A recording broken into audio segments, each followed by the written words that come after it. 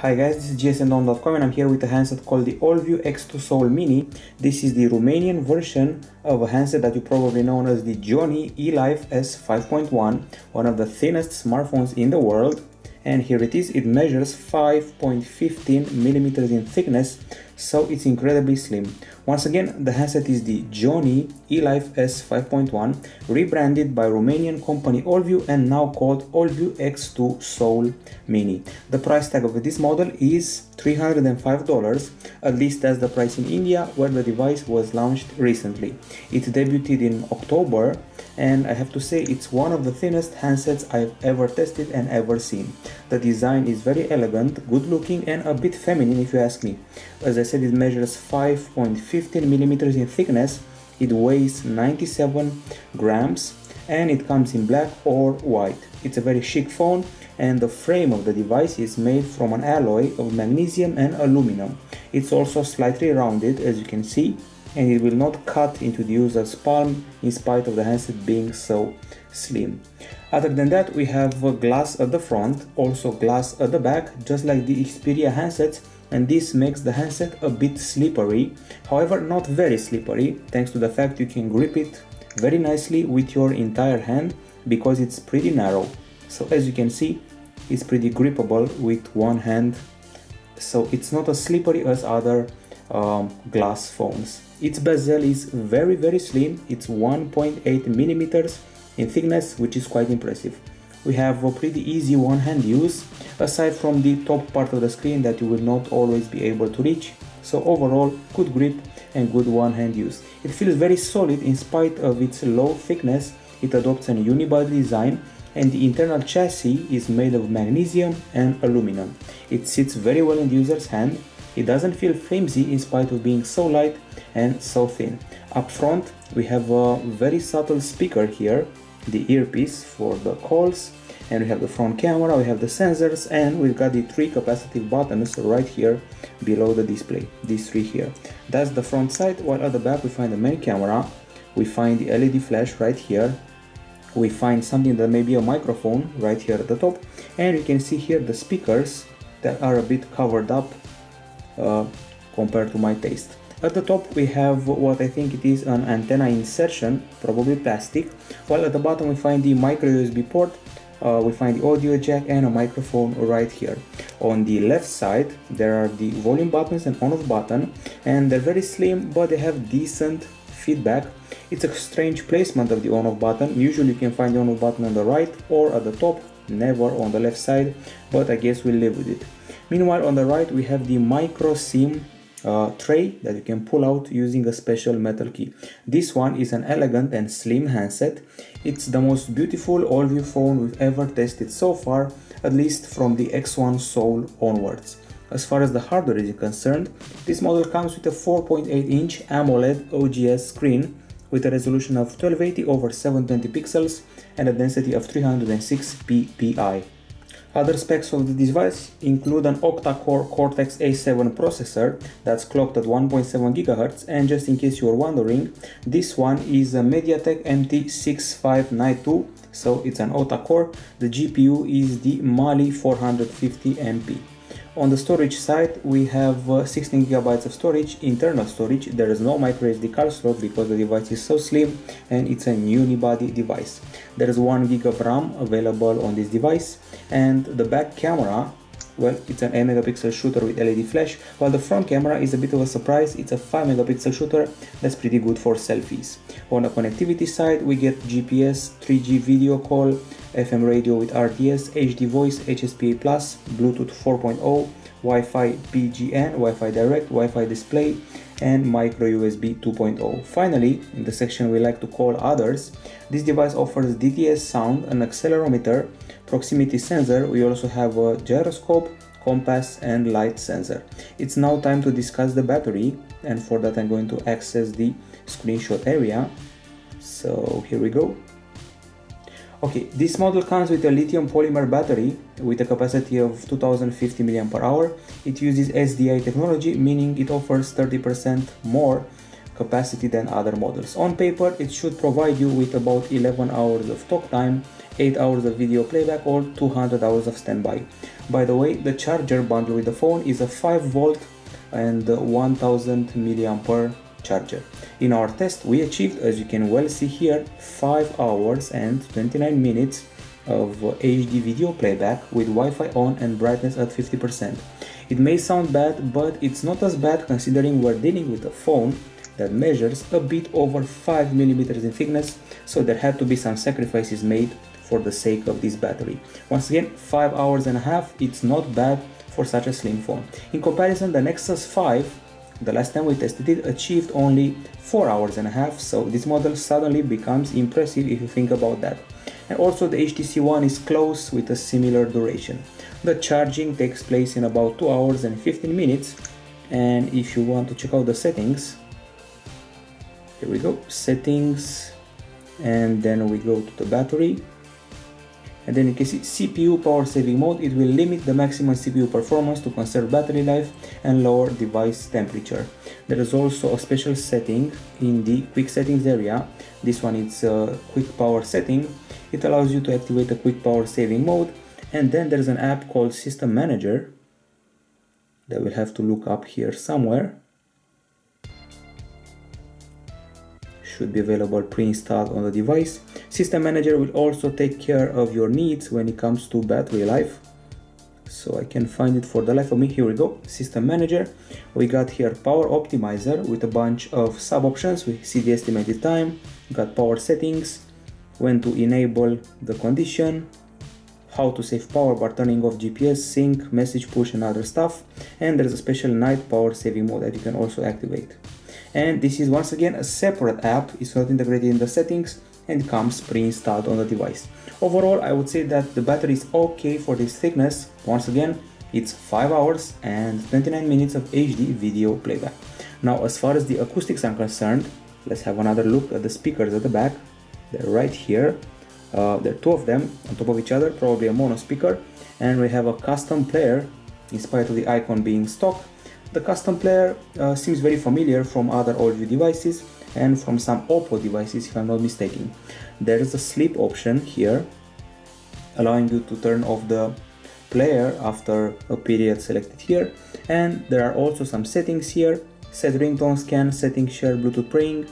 In the setting area you can find the shake function, shake the phone to switch to the next song, set the screen on, and DTS effect with a bunch of customizations of the acoustic experience. We have vertical sound field, bass boost, 3D effect, space reverb, clarity, volume strengthen, and modifications with these presets right here. And now let's actually listen to a song and check out the experience per se. Let's turn it up.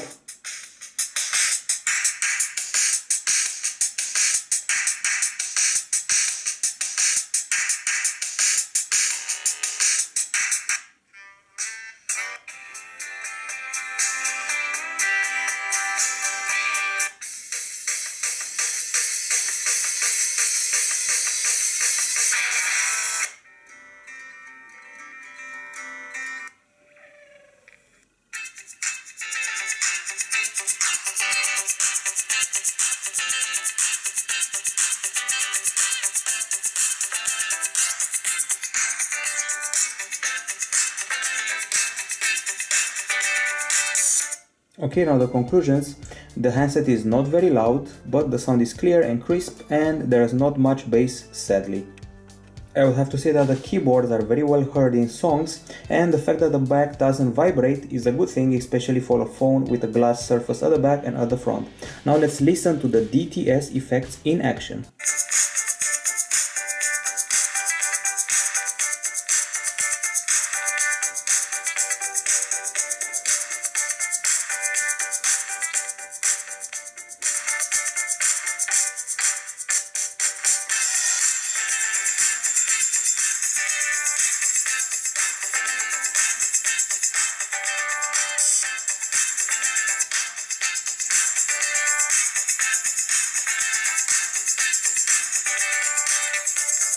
So that was DTS in a nutshell, and now let's see how the speaker at the back is affected by a potential muffling.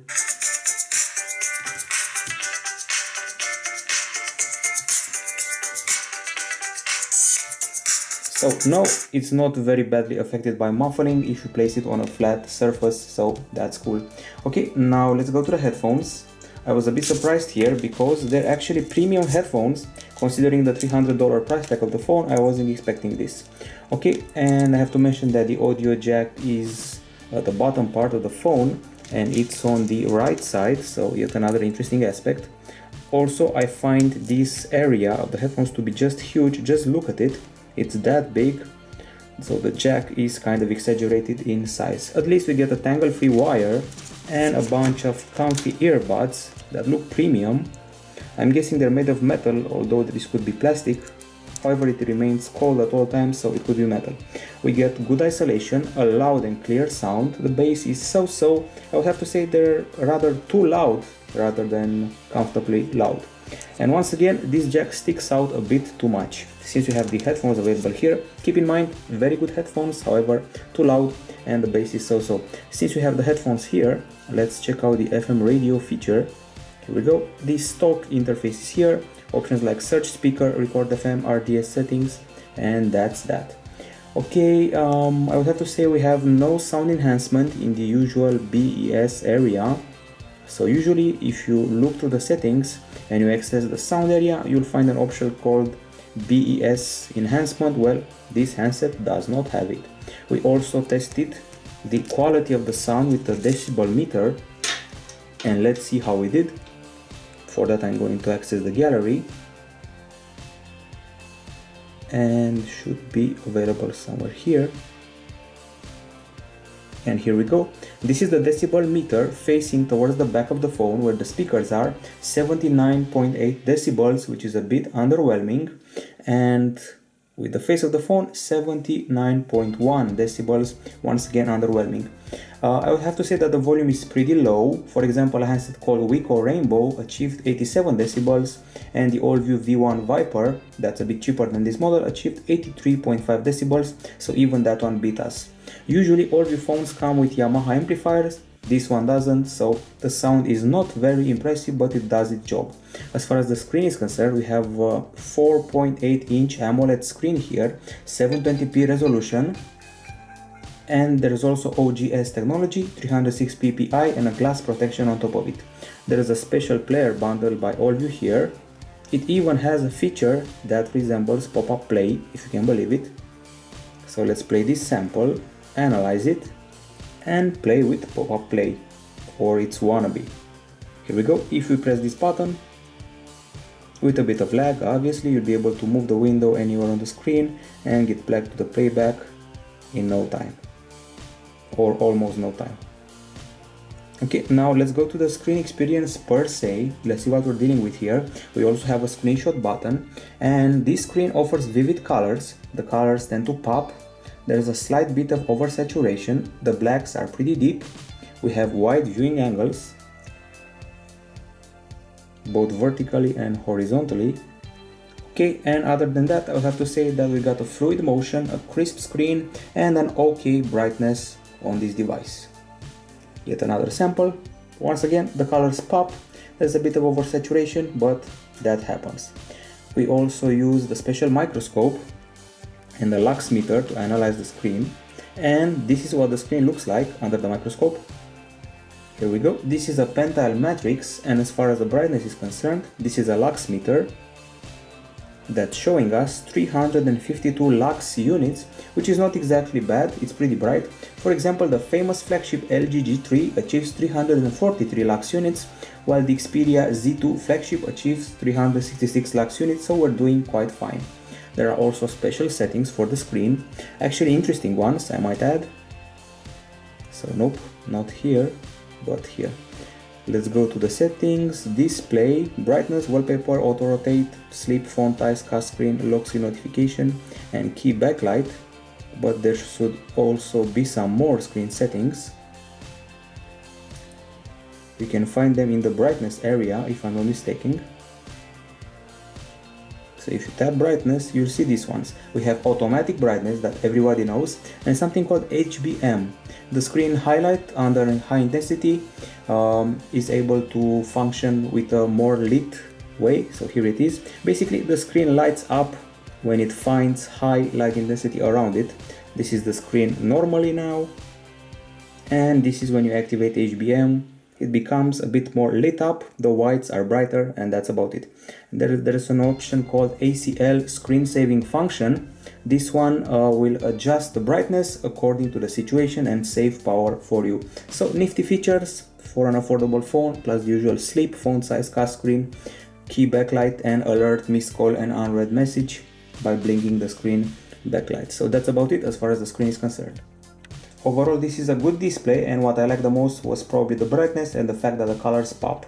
Now I'm going to test out the camera. Here we go, putting this castle here, and I want to talk about it first a little bit. This one is an 8 megapixel shooter with f2.0 aperture, and its sensor is the OV8858, the same one as the one of the AllView V1 Viper E, another handset from Romanian company AllView. We have a LED flash, and the sensor measures about 1/4 of an inch, and it offers 1.12 micron pixels. The front camera is actually very interesting. This one is a BSI camera, a 5 megapixel shooter, and the very same front camera that you can find on the HTC One Mini 2 and HTC One M8, so that's impressive. It measures 1/5 of an inch, it uses a 1.12 micron pixel and f2.0 aperture. So once again, the same camera from the HTC One M8, at least that's what the sensor tells us if we Google it. Now let's go to the camera itself and check out the UI. It's a pretty usual interface if you've seen an AllView phone before or a Gionee one before. If you've seen the AllView X1 Extreme review on the web, you probably know this interface already. Okay, so I would have to say that the frame rate is not very impressive or very good. We have a decently fast focus and capture, so the speed is quite okay. Capturing right now as we speak, and I don't feel impressive delay, so that's good.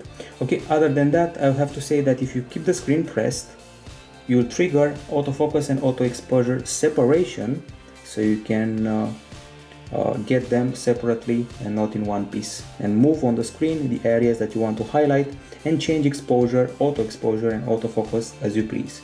Okay, on the left side of the screen we find the settings that for some reason will only be displayed in portrait. I tried rotating the phone, I tried accessing the settings, nothing worked. We have panorama, HDR, auto scene, sound, geotagging, capture modes, normal, V-sign shot, touch shot and smile shot. We have self timer with 5 seconds, 10 seconds or 2 seconds. We have picture size in 8 megapixels in 4:3, 6 megapixels in 16:9, 5 megapixels 4 and 3, volume keys and their functions, and anti-banding. So that's about it on the left side of the screen. We also have a front camera shortcut and some flash options, and if we switch to video, the options will change as well. We have geotagging, anti-shaking. Let's go back. So geotagging, anti-shaking, microphone, video quality. You got full HD as the top, 720p as the default, scene modes, time duration, white balance and exposure, with the letter 2 missing from the photo section, which I find to be bizarre. Okay, on the right side we have the camera button, video camera button, shutter button, gallery shortcut, and here on the left there is one more button that you may find interesting. As you can see, this one rotates to the front camera and adds some effects, but you can also use it with the back camera. This one is a shortcut to an application called Charm Cam. So let's go to it again. You can use stamps, there's a PPT mode, so you can capture whiteboards or documents or books. There's a face beauty mode, so you can beautify faces and remove wrinkles with 12 types of effects. Makeup, you can add extra lashes, extra makeup, lipstick and other stuff. There are these filters here, about 9 of them to play with. Stamps, also a playful feature. This one is more oriented towards the front camera, as you probably figured out, rather than the back camera, and can be used for fun or for school, as the modes itself tell you. So that's about it. That's what the camera can do. Now let's access the gallery, but before that, let's take a shot using this camera. Let's select normal capture mode and 8 megapixels, and here we go, capturing this castle. Once again, fast capture, decently fast focus, and now let's analyze the details. I would have to say we're doing pretty fine, even pretty impressive for a $300+ handset. especially the macros are good, as you'll see in a minute now. Now let's check out the gallery of shots taken with this camera. And here we are. The photos were taken in December on a very cloudy day, so let's see what they look like. As you can see, the aspect ratio is 4:3, and the level of detail is not exactly impressive since at the first zoom the noise is already apparent. And now you can see a sample of the HDR feature in action. Regular shot, HDR shot, a bit too bright for my taste. The colors feel a bit cold. The landscape shots aren't exactly impressive, and the panorama is quite impressive. It's a 360-degree panorama, very wide, much wider than some other Android phones out there. A good shot of a tree, pretty good green color here. Once again, the colors are pretty cold, but overall they're pretty much okay for a cloudy day. We also tried out a macro or two of this little statue of a dog, and I would have to say that when it comes to macros, this handset can handle them decently.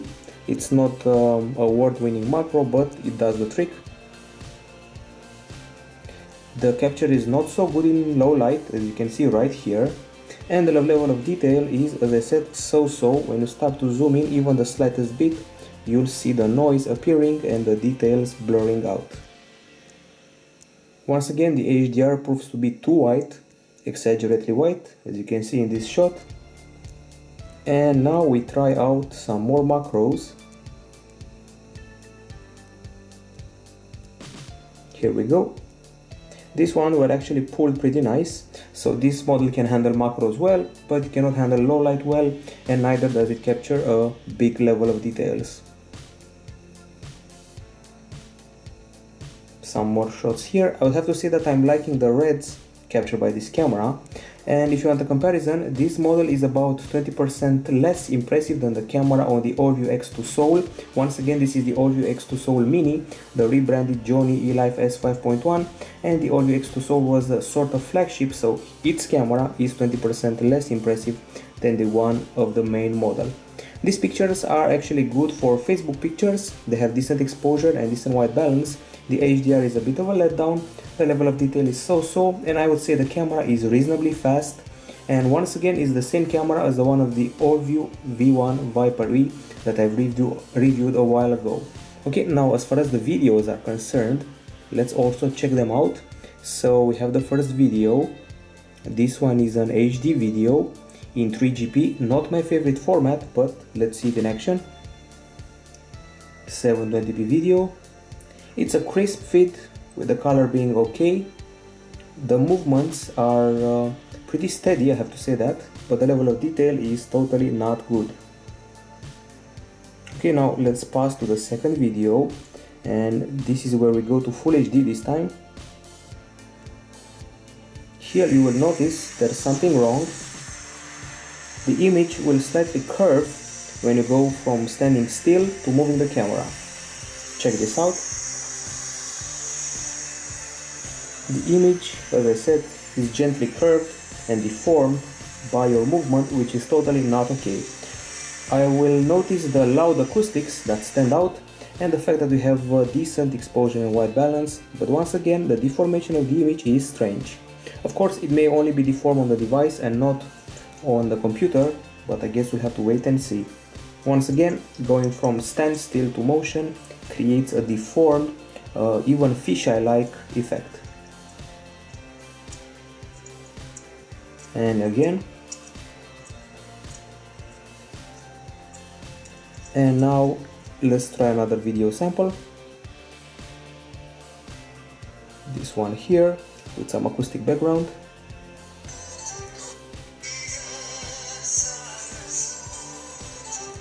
We have an okay focus, but unrealistic motion.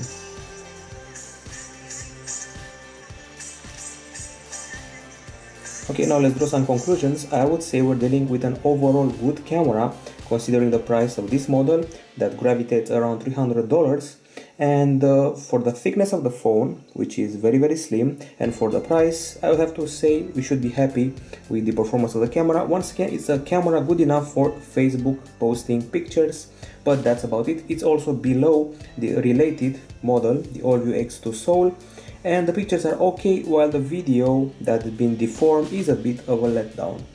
However, I must mention that this one right here is an excellent selfie camera. It's actually the same front camera from the HTC One M8, so that's a pretty big performance.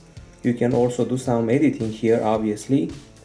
So if you press edit, you'll see options like this ones here, the filters, you'll see frames, you'll see straighten, crop, rotate and mirror, you'll see tiny planet, auto color, exposure, vignette, contrast, shadows, vibrance, hue, saturation and black and white filter. That's about it as far as the camera is concerned. Now we move to another section regarding the performance of the device. We played the game Riptide GP2 on this handset and we achieved a temperature of 40.8 degrees Celsius. Keep in mind, we played the game for 15 minutes. It's a 3D benchmark game called Riptide GP2, so there's a slight bit of overheating, but not a very serious one. Now, as far as the web browser is concerned, here it is. It's pretty much a stock one. So let's go to the brander of the phone first, and then back to jsno.com to see the proper loading. Taking its time, loading the site. And now let's go back to our website. I would call this loading time reasonably fast, and the keyboard is right here. It's a stock keyboard, nothing much to say. Now let's see the website in landscape mode.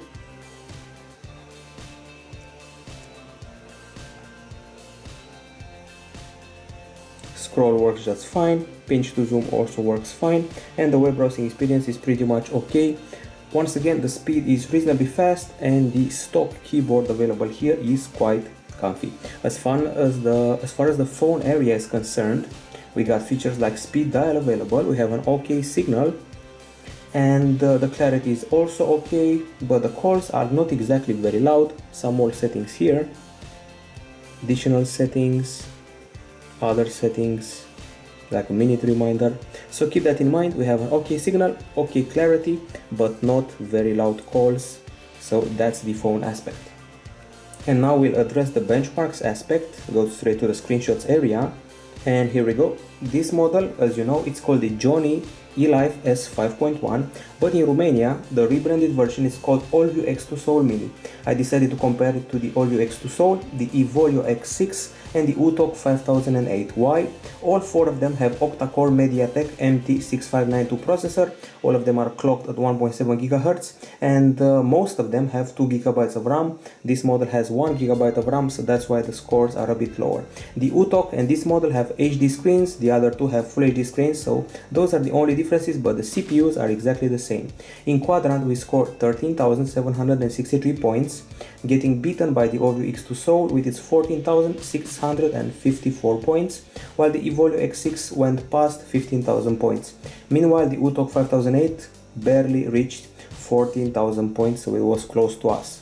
In Antutu, a pretty good score, 31,785. We beat the X2 Soul by about 4,000 points. We beat the Evolio X6 by about 5,000 points.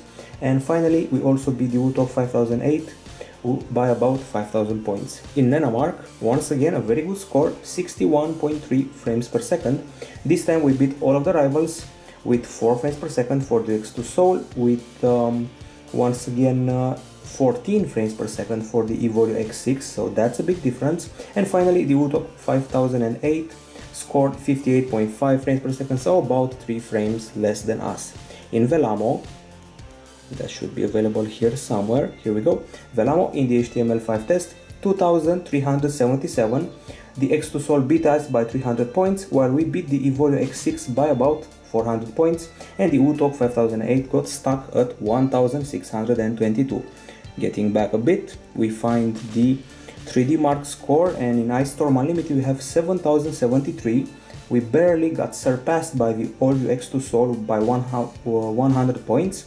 Meanwhile, the Evolio X6 was stuck at 6,748, and the UTOC 5008 only achieved 6,077 points. Next up, there is Geekbench 3, where we had a single core score of 439 and a multi-core one of 2,322. Meanwhile, the X2 Soul has 445 and 2464 here. The Evolio X6 430 and 2377, and the UTOC 5008 414 and 2116. So basically we got beaten, but at least we beat the UTOC model. Next up, GFX, pretty low score in the T-Rex off-screen test, 12.6 frames per second. Meanwhile, the X2 Soul achieves 8.7 frames, so we beat it somehow. Evolio X6 9.6 frames, and UTOC 5008 8 frames per second. In the speed test, we achieved 19 megapixel download, 19 in upload, while the X2 Soul had 12 in download and 19 in upload, the Evolio X6 19 and 21, and the UTOC 5008 21 and 21, so we're not the champion in this section either. In browser mark 1195, we beat all the other models by around 300 points, and SunSpider a pretty low score, here bigger is worse, so 1076 is actually worse than 1074, the achievement of the AllView X2 Soul, while the Evolio X6 achieved 1110, so worse than us, and finally UTOC 5008 1098, so worse than us, but only by a bit. Overall, this model, the Gionee Elife S5.1, one of the thinnest phones in the world, is able to win 4 out of the 10 benchmark battles, and in many of them it's placed second among those 4 phones. As you can see, there is no trace of lag, and we can easily run games with 3D graphics, such as the title I mentioned before, the one called Riptide GP2. So as I said, let's play Riptide GP2 that suffers from no lag whatsoever on this $300 smartphone.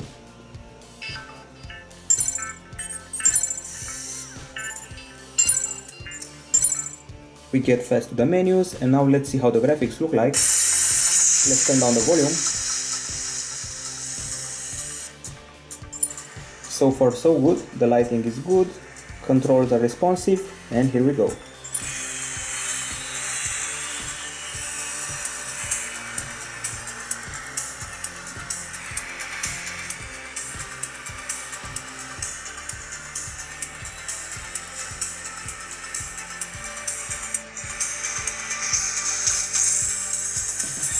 We even pulled a stunt, some nitro, and that's about it. So as you can see, there's absolutely no problem with Riptide GP2, which is a 3D benchmark game. There's no problem with lag, and now let's discuss software on this device.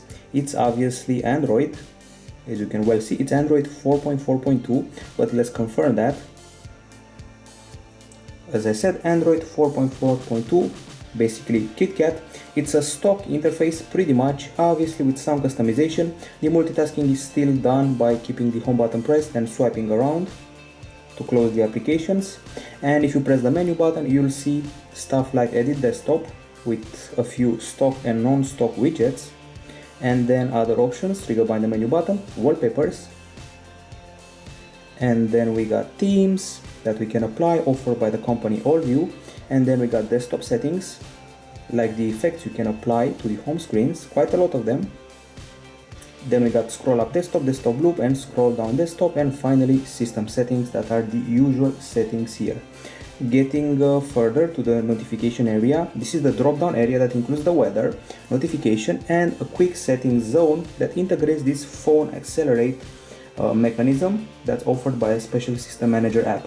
The quick settings include the usual alarm, Bluetooth, airplane, Wi-Fi, data connection, guest mode, and a slider for the brightness.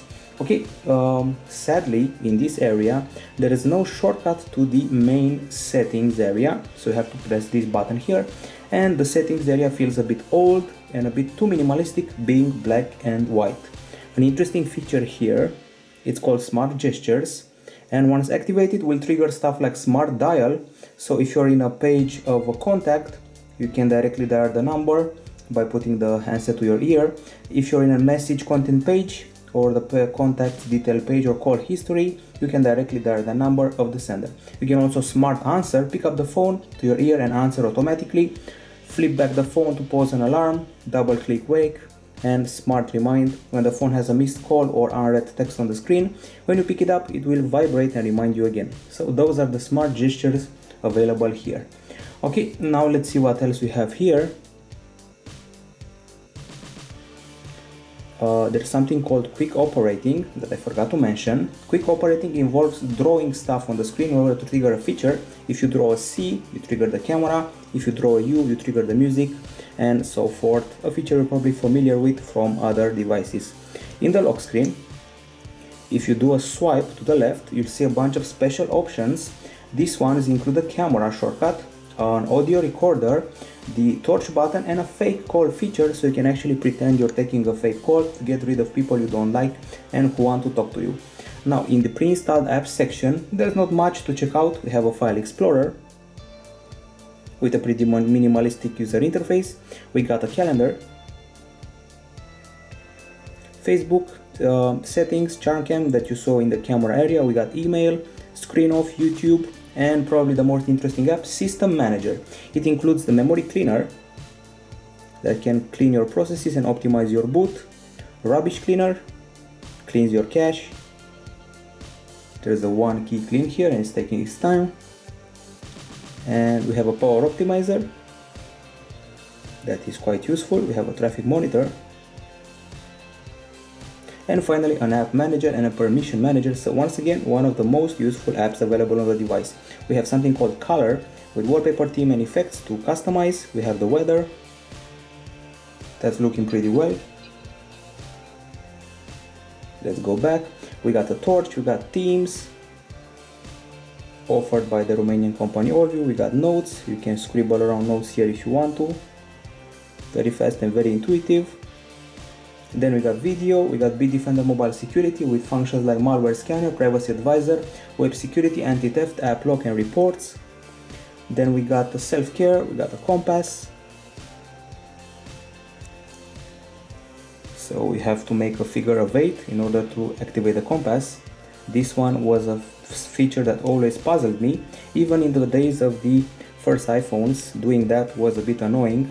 Moving the phone in the figure of 8 to get rid of interference, and this time it actually worked. Okay, so that's the compass with a bit of hand motion, calculator, sound recorder, FM radio, Google Maps available as well. Taking its time to load, just update it, skipping stuff, and moving quite nicely on this octa core handset. Satellite, here we go. Looking fine, moving fine, and we proceed further. We got some apps that we installed, and that's pretty much it. As I said, a pretty short apps list. There's no bloatware here, so that's good. Okay, we're at the end of the review for one of the thinnest smartphones in the world, 5.1 millimeters in thickness, the Gionee Elife S5.1. And now let's see the pros and cons. On the pro side, it's a very slim and elegant phone with pretty good grip, an okay battery, a good display that's bright and crisp, an okay picture capture, but nothing more than that, very good selfie camera, it runs 3D games like Riptide GP2, and on the cons side, we have a strange placement of the on-off button. This time it's on the left for some reason. We don't have very good audio, we have that deformed video capture, there are too few camera features, and the interface looks old in some sections, like the settings, like the drop down, and even the camera, so we don't quite like the UI in some areas. Finally, the lack of a settings shortcut in the drop down area is a bummer for sure. Now let's give it some grades. So the Gionee Elife S5.1 gets from us a 9.8 out of 10 for the design, so a very big grade for this beautiful design, a 9.1 out of 10 for the hardware, and finally a solid 9 out of 10 for the OS and UI. The final grade for this Gionee phone from China is 9.3 out of 10, and once again this is the rebranded Romanian version called Orviu X2 Soul Mini. So it gets a 9.3 out of 10 from gsmo.com, simply because it's very beautiful, it has a decent camera, a good display, and it can run 3D games with no problem. Okay, so with that in mind, also remember that it's a good selfie device, and if women buy it because it's thin, they'll also be happy with the selfie camera. 9.3 out of 10 from us, bye bye.